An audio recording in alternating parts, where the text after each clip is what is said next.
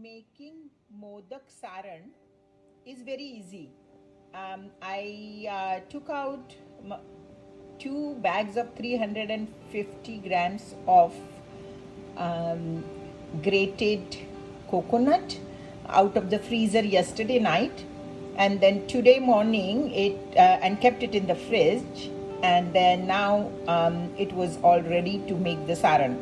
So I took 6 cups of grated coconut and added 3 cups of sugar. You can also add 3 cups of jaggery, or 1.5 cup of sugar and 1.5 cup of jaggery. It is your choice. I like my modak to be very very white. That's why I add sugar. And also I have added about 100 grams of mawa or kawa. So and then I added 2 teaspoons of elaichi, cardamom, and if you want, you can also add some kesher. But again, I said that I want my modaks to be very white, so I don't add the saffron or I don't add the jaggery. But the jaggery modaks taste really good. All right. So this is the saran. I mixed it together and then made it dry. The saran needs to be dry. It should not be very wet to make successful modak.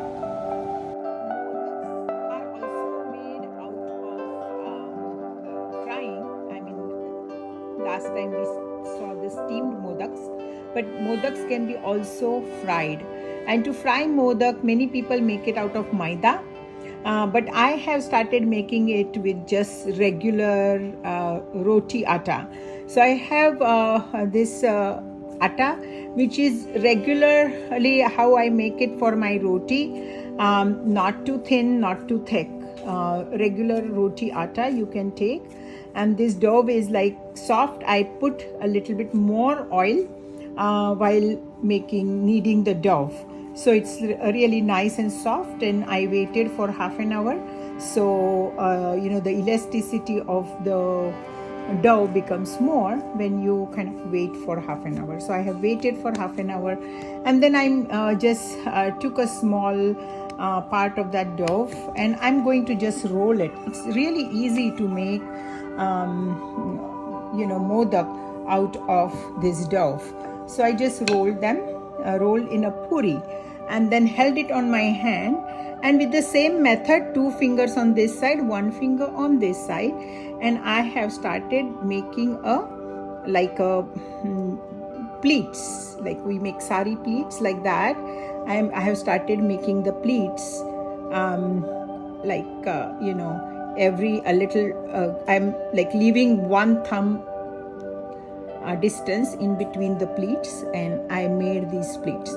It's much easier to make it with atta dough because of gluten. It's really sticks and it does not stick to your hand at all. And then you take your saran and put the saran in. Put nice amount of saran. No need to be stingy about it, because it tastes really good when the modak is fully filled. So I filled it up, and then I kind of gave the saran also the shape of little bit kind of modak. And then I am bringing this together slowly. I brought it together, and then I started pressing at the top to make the tail for the modak. And see how easy it is to make modak. I can make minute 1 modak or less than that. That's how easy is this modak. And then you basically fry it in oil or ghee, that is your choice. For that, I put the modak in the ladle first before putting in hot oil, and then I'm just throwing it in. Oil needs to be very very hot. You have to check that the oil is hot, so then the modaks don't become oily if the oil is hot enough. And it usually doesn't split or anything, so make it like of golden brown color. and then once it is done, you take it out. So let me show you my modaks that I have already made. You can see the modaks here in this basket. So they are very, very easy to make, and try to kind of fry them at a consistent golden color, and they also taste really, really good. Now remaining dough, I'm going to air fry my modaks this time, and I will also post that. So making modaks with wheat dough, or some people also do, they will soak the rava the day before and put a lot of ghee in it, and then basically knead that dough into knead the rava into atta. But this is very simple. I do it this way and they come out really, really good. Kids really enjoy these fried ones more than the basically steamed ones. So I'm going to try air frying few. So I'm going to turn this off, and so these are our fried modaks. These are my fried modaks, and interestingly they became exactly 21. I did not count them, but after frying I just put them in a dish and counted them, and they are 21. So I'm happy about that. And they may not look as pretty as the ones that are steamed. These are my steamed ones, but I think they really taste yummy.